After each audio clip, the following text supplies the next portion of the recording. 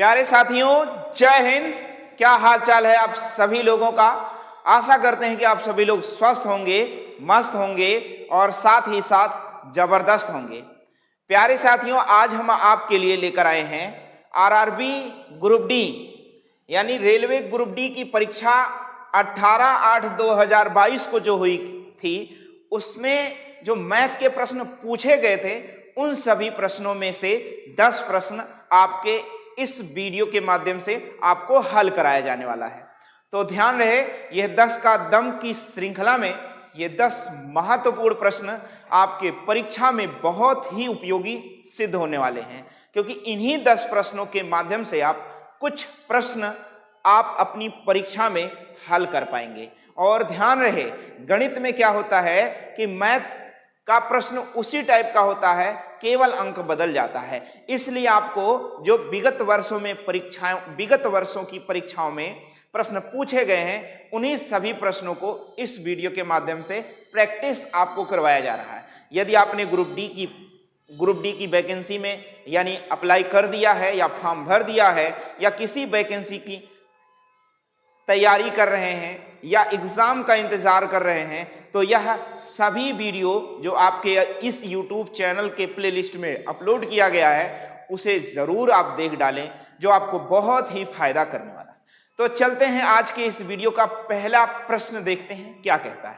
समझिए, पहला प्रश्न है, कह रहा है कि 9:12, यदि 9:12 प्रश्न दिया गया है, यदि 9:12 और 9:12 समानुपाते 12:x और 28:42:y हो तो 2x + y का मान ज्ञात कीजिए।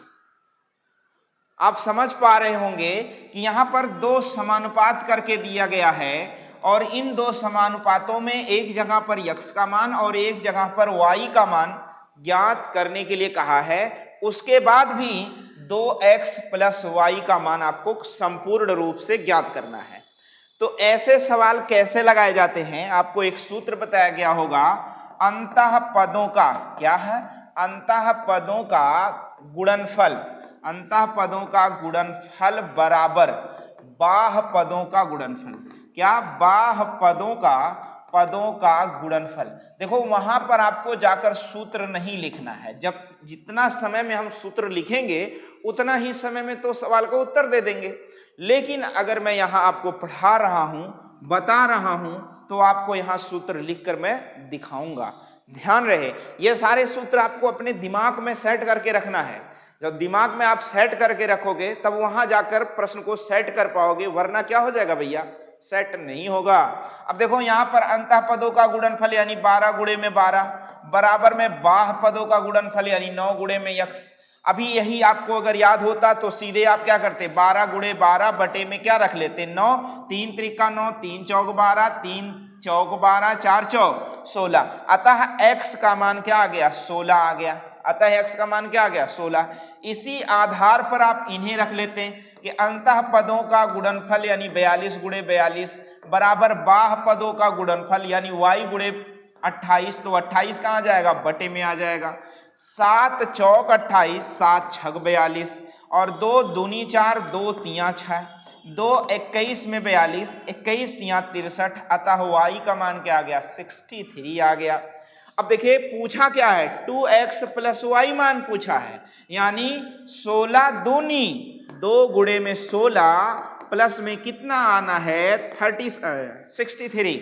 तो 16 दूना 32, 32 जुड़ जाएगा तो आएगा 95, यानी 32 और 63 दोनों मिलकर 95 आएगा और आपके सवाल का क्या हो जाएगा, उत्तर हो जाएगा।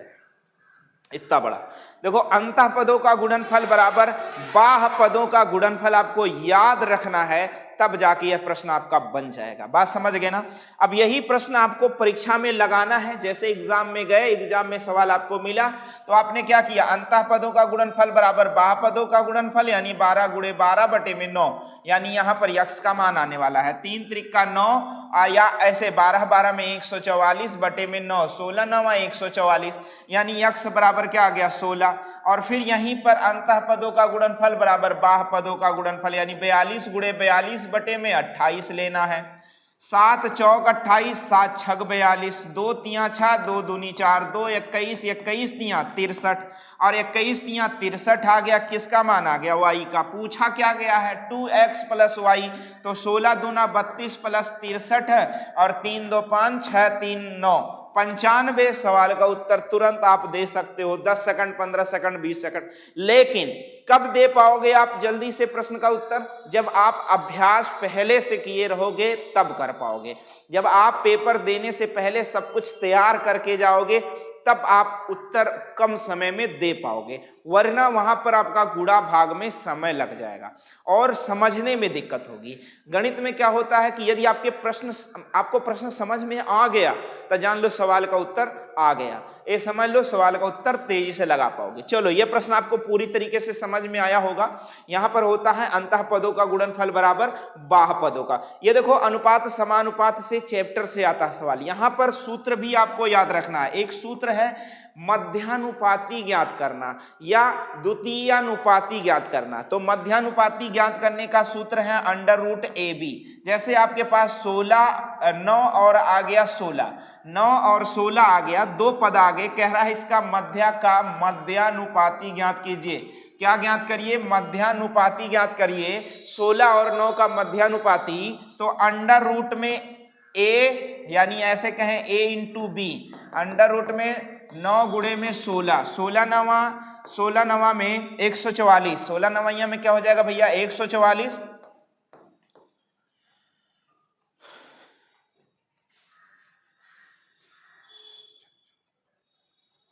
16 नवा 144 हो जाएगा। अब 144 का वर्गमूल आप निकालोगे तो क्या आ जाएगा? 12 आएगा। 12 12 में 144।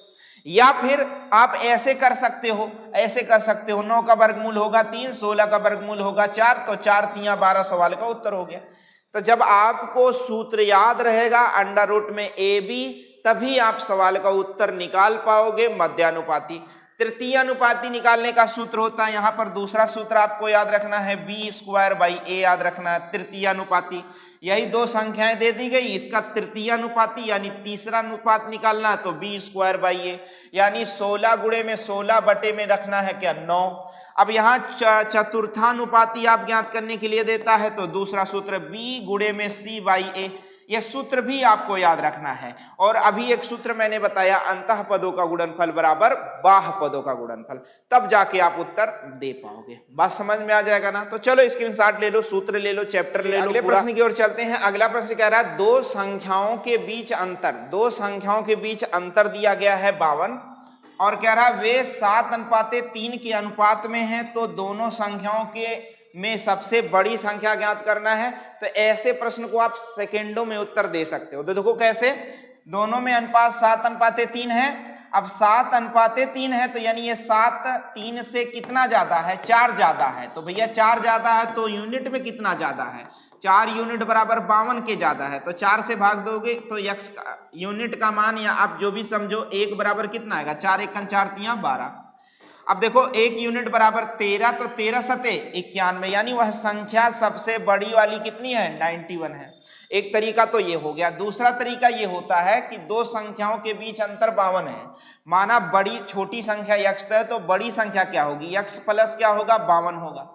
अब कह रहा कि दोनों में अनुपात जो है 7:3, तो चलो x प्लस में 52 बटे में x ले लो और बराबर में क्या? 7/3 ले लो। 3 से गुणा, 3x, 3 1 3x प्लस में 3 दूनी 6, 3 दूनी 6 और 3 पचे 15 हो गया। बात समझ गए ना? 3 दूनी 6, 3 पचे 15। अब यहां से आओगे तो 7 1 7x। अब देखो 3x ये उधर जाएगा, माइनस हो जाएगा, और यहाँ 156 आ गया। 7 - 3 बराबर क्या हो गया? 4x। 4 गुणे में है, 4 बटे में, 4 तियां 12, 3 15, 4 9 36, यानी x का मान आ गया 36। और बड़ी संख्या क्या है? 52।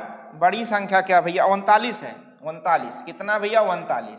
और बड़ी संख्या क्या है? प्लस में 52 करके है, तो 9 2 11, 3 2 5 1 8, 5 3 8 1 9, 5 3 8 1 9, यानी बड़ी संख्या 91। इतना बड़ा आपको नहीं लगाना, आपको मैंने सेकेंडों में बताया, इसे ही आपको लगाना है कि जब उनमें अंतर 52 है तो दोनों में अंतर देखो कितना है, 4 का अंतर है। 4 बड़ा है तो 4 52 बड़ा है, यानी 4 यूनिट बराबर 52 तो 1 यूनिट बराबर 13। बड़ी संख्या पूछे तो इसमें गुणा, छोटी संख्या पूछे तो इसमें गुणा। 13 सते 91, 13 तिया 39, छोटी संख्या 39, दूसरी संख्या क्या 91। बातें समझ में आ जाएंगी ना। तो इसी प्रकार से आप लगाओगे, 2-2 3-3 नियम मैंने आपको बताया है। चलिए अगले प्रश्न की ओर चलते हैं। अगला प्रश्न कह रहा है उस त्रिभुज, क्या कह रहा है, उस त्रिभुज का क्षेत्रफल ज्ञात करना है। कोई त्रिभुज दिया गया है जिसका क्षेत्रफल आपको ज्ञात करना है, जिसकी भुजाएं 12 मीटर, 14 मीटर और 16 मीटर है। अब अगर त्रिभुज दिया है, क्या दिया गया है, त्रिभुज, अगर त्रिभुज दिया गया है तो इस त्रिभुज में भुजाएं अगर अलग अलग माप की हैं तो कौन सा त्रिभुज है, तो वो विषम बाहु त्रिभुज है। कौन सा त्रिभुज है, विषम बाहु त्रिभुज। तो आप बताओ विषम बाहु त्रिभुज का सूत्र क्या होता है, आपको पता होगा? नहीं पता होगा तो आप मेरे प्लेलिस्ट में, अपने इस YouTube चैनल के प्लेलिस्ट में जाकर बीटीसी के कुछ सेमेस्टर के वीडियोस बनाकर डाले गए, वहां से जाकर देख सकते हैं, पूरा त्रिभुज का व्याख्या मिलेगा आपको। त्रिभुज आपको मैंने वहां बताया होगा 3 प्रकार का, एक समबाहु त्रिभुज, एक विषम बाहु त्रिभुज, एक समद्विबाहु त्रिभुज, एक समद्विबाहु समकोण त्रिभुज। 4-4 त्रिभुज बताए गए हैं भुजाओं के आधार पर। समबाहु त्रिभुज का क्षेत्रफल का सूत्र क्या होता है, √3/4 इंटू में भुजा स्क्वायर। बात समझ गए ना। और ये हुआ समबाहु त्रिभुज का क्षेत्रफल। विषम बाहु त्रिभुज का क्षेत्रफल का सूत्र बताए होंगे, हीरो सूत्र, S - A, S - B और S - C। समद्विबाहु त्रिभुज का क्षेत्रफल का सूत्र बताया होगा 1/2 आधार गुणे में ऊंचाई। यह आपको याद रखना है, तब जाके आप सवालों को लगा पाएंगे। तो यहां पर हमें लगाना क्या है, विषम बाहु त्रिभुज का सूत्र। तो विषम बाहु त्रिभुज का सूत्र क्या है भैया, विषम बाहु, यहां कौन सा त्रिभुज है, विषम बाहु त्रिभुज का क्षेत्रफल। तो इसके लिए आपको हीरो सूत्र बताया गया है, √ में S - A, S - B और S - C लगाना है आपको। जहां S बराबर होता है अर्ध परिमाप होता है, क्या होता है, अर्ध परिमाप होता है, अर्ध परिमाप। अब देखो A + B + C बटे में 2 होता है। A कितना है, 12 है, B कितना है, 14 है और C कितना है, 16 बटे में 2। तो चलो 16 और 14 30, 16 × 4 = 20, 10 30, 30 × 10 = 40, 2 42 बटे में 2 बराबर 21। यानी अर्ध परिमाप यानी S का मान क्या है, 21। तो चलो 21 कहाँ रखोगे, यहाँ रख देते हैं 21, और यहाँ पर 21 माइनस में 12 बराबर 9, 21 माइनस में 14 बराबर 7, 21 माइनस में 16 बराबर 5। अब देखो 21 को तोड़ दो आप, 7 × 3 = 21, 9 को लिख लो, 3 × 3 = 9 और 7 रहने दो, 5 रहने दो। जो चीजें वर्गमूल से बाहर हो जाएं उसे वर्गमूल से बाहर ले लो, वरना अंडर रूट में ही रहने दो, क्योंकि सभी ऑप्शन अंडर रूट में दिए गए हैं। देखो 7 बाहर हो गया, 3 बाहर हो गया और 3 × 5 = 15 अंडर रूट में रह गया। तो हो गया 7 × 3 = 21 √15 वर्ग मीटर सवाल का उत्तर हो जाएगा। क्या बातें समझ में आई? इस प्रकार से आपको लगाना है। अब यही आपको हीरो सूत्र याद होता, अगर आपको हीरो सूत्र याद होता या विषम बाहु त्रिभुज का क्षेत्रफल का सूत्र याद होता तो आप करते क्या, बस आप देखते 16 14 30 10 40 2 42, 42 का अद्धा कितना होगा 21 और अंडर रूट में होगा 21, 21 माइनस में 12 बराबर 9 और फिर 21 माइनस 14 बराबर 7, 21 माइनस 16 बराबर 5 और 21 को तोड़ दोगे, 7 × 3 = 21, 9 को तोड़ 3 × 3 = 9, 7 गुणे में 5, ये वर्गमूल में आ गया, ये वर्गमूल में आ गया। तो 7 × 3 = 21 और 5 × 3 = 15 मीटर स्क्वायर सवाल का।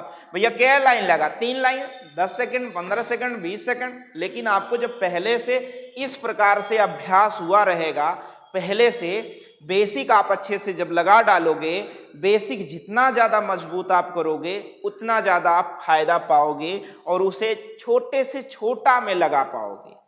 कम से कम समय में। जब आपको ये सूत्र, ये सवाल का प्रकृति यानी ये सवाल का तरीका पहले से पता चलता कि सवाल कैसे लगेगा, तो ये 2 से 3 लाइन ज्यादा नहीं बनेगा और कम से कम समय में आप सवाल का उत्तर दोगे।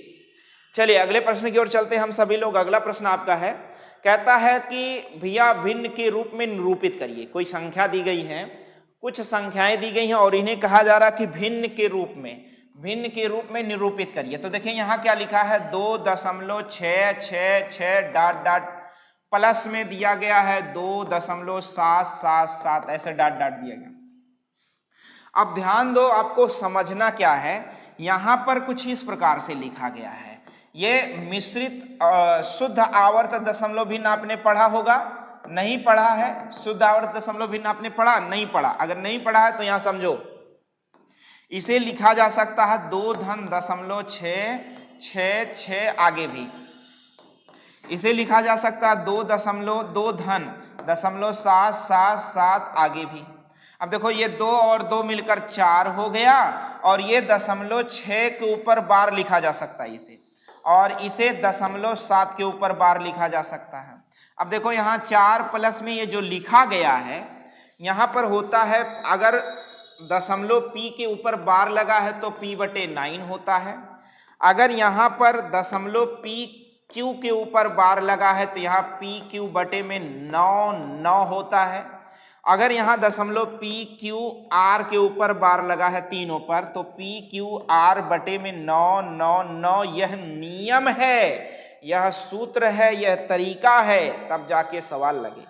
तो यहाँ लिख सकते हो 6/9 और यहाँ लिख सकते हो 7/9।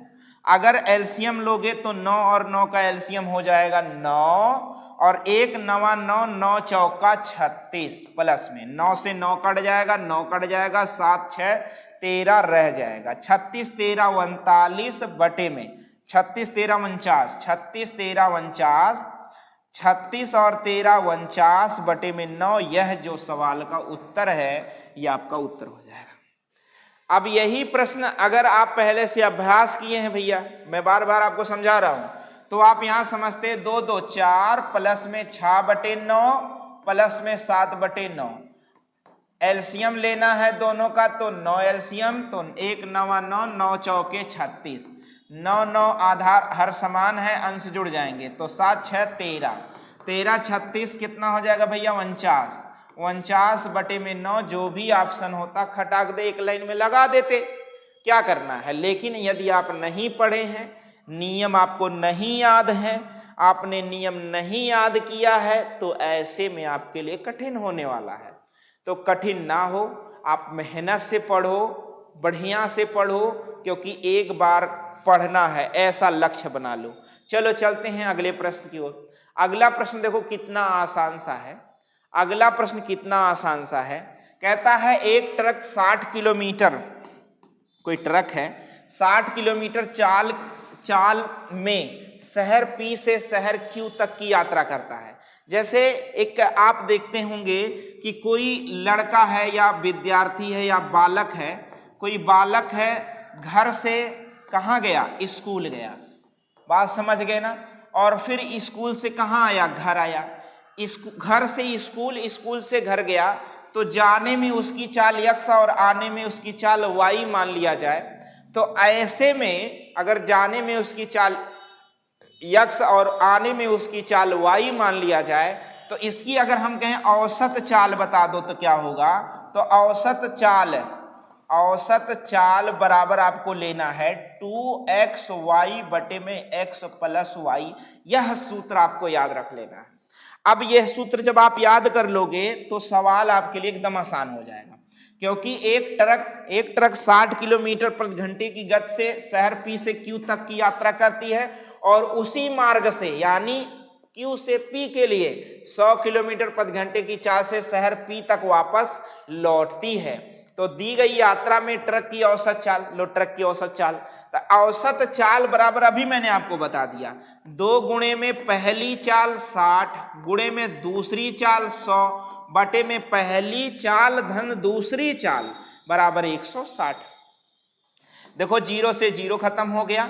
आइए 2 अट्ठे 16 हो जाएगा, 4 दूनी 8, 4 15 में 60 हो जाएगा, 2 पंचे 10 और 15 पचे 75 किलोमीटर प्रति घंटा। 75 किलोमीटर प्रति घंटा आपके सवाल का उत्तर हो जाएगा। क्या हो जाएगा? 75 किलोमीटर प्रति घंटा। कितना किलोमीटर? 75 किलोमीटर प्रति घंटा आपके सवाल का उत्तर होगा कि वह ट्रक 75 किलोमीटर प्रति घंटे की गति से आने और जाने में चाल तय की है। बात समझ में आ जाएगा ना? चलिए, मैंने दोनों तरीका आपको बताया। कहो तो बेसिक बता दो। बेसिक की जरूरत नहीं है ऐसे प्रश्नों में, क्योंकि ऐसा प्रश्न बार बार आता है कि कोई लड़का, कोई व्यक्ति घर से ऑफिस 40 किलोमीटर प्रति घंटे की गति से जाता है, 40 किलोमीटर प्रति घंटे की गति से जाता है घर से ऑफिस, 40 किलोमीटर प्रति घंटे आता है 50 किलोमीटर प्रति घंटे या 60 किलोमीटर प्रति घंटे की गति से, तो उसकी औसत चाल बताओ। तो 2 गुणे में x गुणे y, पहली चाल गुणे दूसरी चाल बटे में पहली चाल धल दूसरी चाल, 2 गुणे में 40 गुणे में 60 बटे में 40, 60 100 कर लोगे, 2 जीरो से 2 जीरो खत्म, 4 दूनी 8, 6 48 किलोमीटर प्रति घंटे गति से आता और क्या है? जाता है। ऐसे सीधे सवाल का उत्तर हो जाता है। इसमें क्या करना है भैया? इसमें कुछ नहीं करना है। आप सभी को समझ में आ जाएगा ना? अगर ना समझ में आए तो आप कमेंट बॉक्स में अपना कंफ्यूजन, अपने फीलिंग्स, अपने विचार आदि सारी चीजें हमें सेंड कर सकते हैं। उसके माध्यम से हम आपके लिए अगले वीडियो में कुछ नया कर पाएंगे। बातें समझ में आ गई ना? नोट कर लो, 1 नंबर फिक्स हो जाता है आपका। क्योंकि गणित में भैया जितना अच्छा आप तैयार करोगे बेसिक सूत्र तरीका, उतना जल्दी आप एग्जाम में क्वेश्चन कर पाओगे। चलिए अगला प्रश्न देखते हैं क्या कहता है। ए 100 अंडे 4 मिनट में गिन सकता है। भैया अंडा फूटा तो नहीं था, फूट जाएगा। 100 अंडा 4 मिनट में इतनी स्पीड से गिनोगे तो फूट सकता है। लेकिन अगर अंडा रखा हो तो गिना जा सकता है लाइन से पहले। एक लाइन से अगर अंडा रखा हो तो गिन सकते हैं, ऐसी कोई बात नहीं है मुझे लगता है। कह रहा जबकि बी उतने ही अंडे 5 मिनट में गिनता, यानी बी की क्षमता कम है, ए की क्षमता स्पीड यानी ज्यादा है। कह रहा यदि वे एक साथ मिलकर 450 अंडे यानी 450 अंडे गिने, 100 ये दोनों मिलकर एक साथ 450 अंडे गिने, तो कह रहा कि उन्हें कितना समय लगेगा। तो देखिए ऐसे प्रश्न में एक व्यक्ति की क्षमता 1 मिनट में निकाली जाती है। चलो मैं देखता हूं। कहता है कि 4 मिनट में 100 अंडे। तब भैया ये बता दो 1 मिनट में कितना अंडा गिनोगे तुम? तो भैया 25 अंडा गिनोगे कि नहीं गिनोगे? 4 मिनट में 100 अंडा, तो 100 में 4 से भाग करो तो 4 25 में 100 नहीं होगा भैया। 1 मिनट में 25 अंडा। ये ए की बात हो गई। बी की बात करते हैं जरा हम। वो 5 मिनट लगाता है। कितने अंडे? उतने ही अंडे यानी 100 अंडे। तो 1 मिनट में कितना? 5 दूनी 10 यानी ये 1 मिनट में 20 गो अंडा गिनता है। कितना गो अंडा? 20 गो अंडा गिनता है। बात समझ में आए? क्यों भाई, बुझाइल कि ना बुझाइल? 20 गो अंडा गिनता है। समझ में आ गया? अब देखिए क्या कहता है। कहता है कि ये दोनों मिलकर 400 अंडे। अगर मैं कहूं दोनों 1 मिनट काम करें, ये 1 मिनट ऐसे कहें, 1 मिनट स्टार्ट हो गया काम, तो दोनों 1 मिनट में भैया 20 और 25 45 अंडा गिनेंगे। क्यों? अब 450 अंडा गिनना है, 45 से भाग दे दो, 45 दहा में यानी 10 मिनट लगाएंगे। 10 मिनट लगाएंगे, अंडवा को गिन देंगे सब। क्या बुझा गई?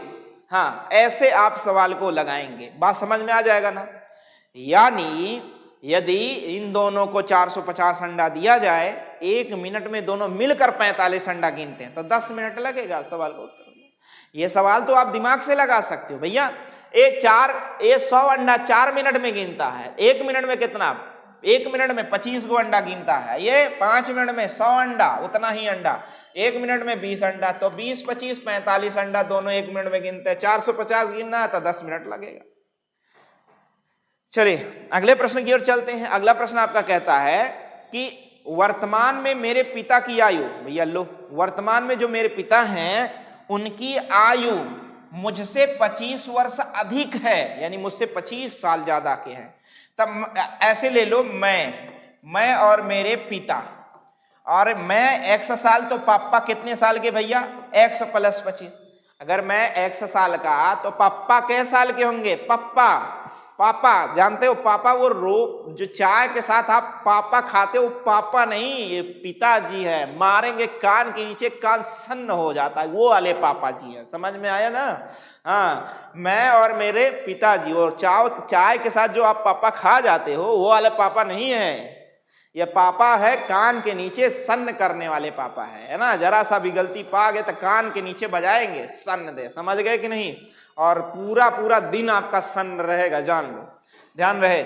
मैं और पापा मुझसे कितने साल बड़े, 25 साल बड़े हैं, तो लिख दिया भैया। कह रहा 5 वर्ष पहले, चलो 5 वर्ष पहले चलते हैं, 5 वर्ष पहले चलते हैं, तो 5 वर्ष पहले यानी x - 5 साल मैं छोटा हो जाऊंगा और पापा भी 5 साल छोटे हो जाएंगे, यानी पापा 20 साल का अंतर था उसमें, है ना। 5 माइनस करोगे तो क्या होगा, 20 होगा ना। कह रहा हमारी आयु का योगफल, हमारी नहीं, हमारी मतलब हम और हमारे साथ जो है पापा, वो उनकी आयु का योगफल जोड़ कितना है, 39 यानी 39 वर्ष है। देखो x 2x और इन दोनों का डिफरेंस देखोगे तो +15 आएगा, बराबर क्या हो जाएगा 39, प्लस है माइनस हो जाएगा, तो 2x बराबर हो जाएगा, 9 में से 5 गया 4, 3 में से 1 गया 2, 3 8 24, यानी x का मान हो गया 8, यानी x का मान हो गया 8। कह रहा मेरी वर्तमान आयु, 1 मिनट रुक जाओ भैया, 24 है तो 2 से भाग देने पर क्या आएगा, 2 12 में 24, x का मान क्या हो जाएगा 12। अब कह रहा मेरी वर्तमान आयु ज्ञात करो, तो मेरी x मान है ना मेरी आयु, तो x बराबर 12 वर्ष, सवाल का उत्तर हो जाए। क्या बात समझ में आ गया ना? उत्तर लगा पाओगे, एकदम आसान है भैया, एकदम, थोड़ा सा दिमाग लगाओगे सवाल का उत्तर पाओगे। चलो चलते हैं अगले प्रश्न की ओर। अगला प्रश्न कह रहा है कि एक टेलीविजन की कीमत एक प्रिंटर की कीमत से 35,000 रुपया कम है, तो चलो मैं लिख देता हूं टेलीविजन मतलब समझ रहे ना, टीवी देखे हैं कि नहीं टीवी? अरे वो जो टीवी पकड़ लेता है सबको, वो वाली टीवी नहीं है। टीवी जो आप दृश्य देखते हैं, फिगर देखते हैं, चलचित्र देखते हैं, है ना, मनोरंजन का साधन जो होता है वही टीवी, समझ में आया ना। एक टीवी की कीमत प्रिंटर यानी छपाई मशीन, प्रिंटर की कीमत से 35,000 रुपए कम है।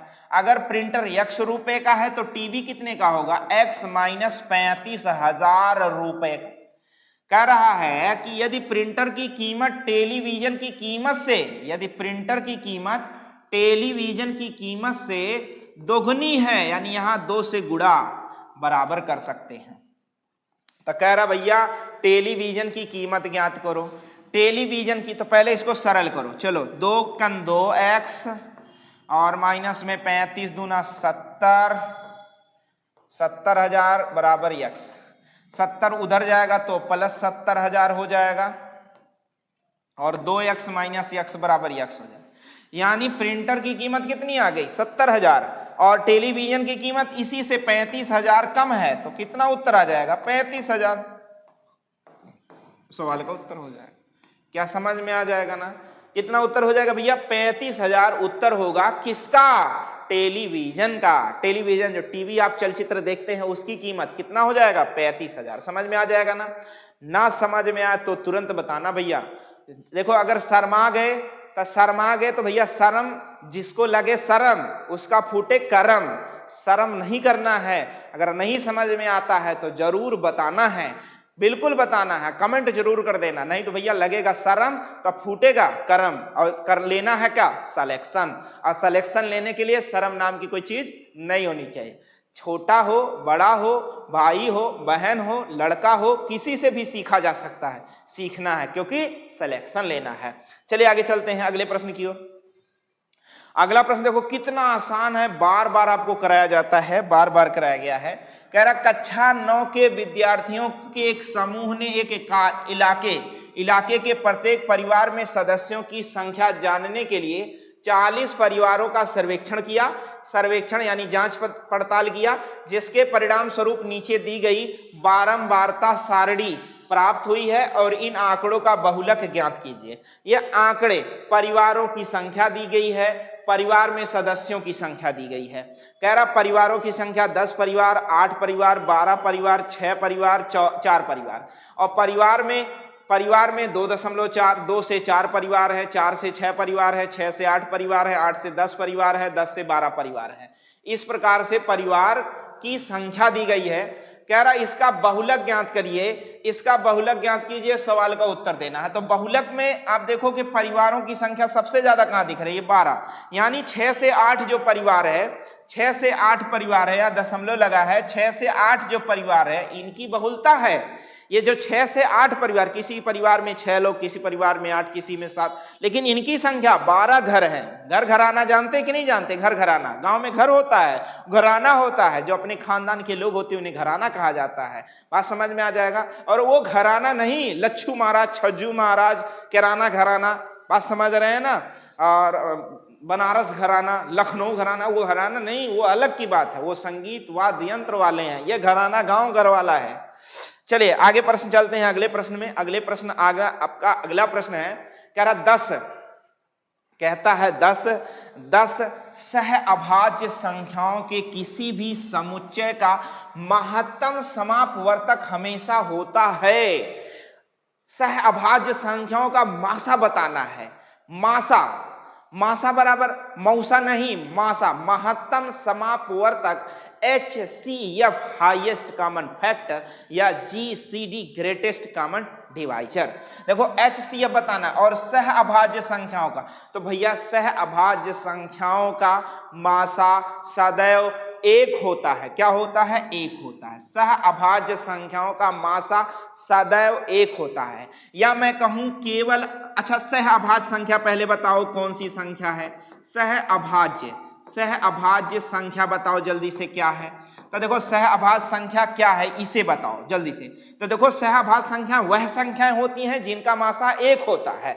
जैसे मैं कहूं कि भैया देखो 2 और 3 एक सह अभाज्य, दो संख्याएं जब एक साथ लिखी गई हों उन्हीं को सह अभाज्य संख्याएं कहते हैं। जैसे यही सहभाज्य संख्या है। अभी देखोगे 5 और 7 सहभाज्य संख्या है, 8 और 9 एक सहभाज्य संख्या है, 10 और 13 एक अभाज्य सहभाज्य संख्या है। लेकिन अब कहो कि भैया कहो 4 और 6 सहभाज्य संख्या है, नहीं, क्योंकि इनका मासा 2 होगा और इनका भी मासा 2, इन दोनों का मासा क्या आने वाला है? 2, इसलिए ये सहभाज्य संख्या नहीं है। बात समझे? सहभाज्य संख्याएं कैसी होती हैं? सहभाज्य संख्याएं ऐसी हैं जिनमें मासा 1 निकाला जा सकता है, या ऐसी दो संख्याएं जिनका मासा 1 निकाला जाए वही सह अभाज्य संख्याएं होती हैं। बात समझ में आ जाएगा ना? अभाज्य संख्या आपको समझना जरूरी है। इस चैप्टर के इस प्रैक्टिस सेट के माध्यम से मैं आपको अभाज्य संख्या समझा देता हूं, ध्यान रहे, क्योंकि आपके परीक्षा में बहुत पूछा जाता है। क्या पूछा जाता है? अभाज्य संख्या। अभाज्य संख्या पद्धति का एक टॉपिक है जिसे आपको समझना बहुत जरूरी है।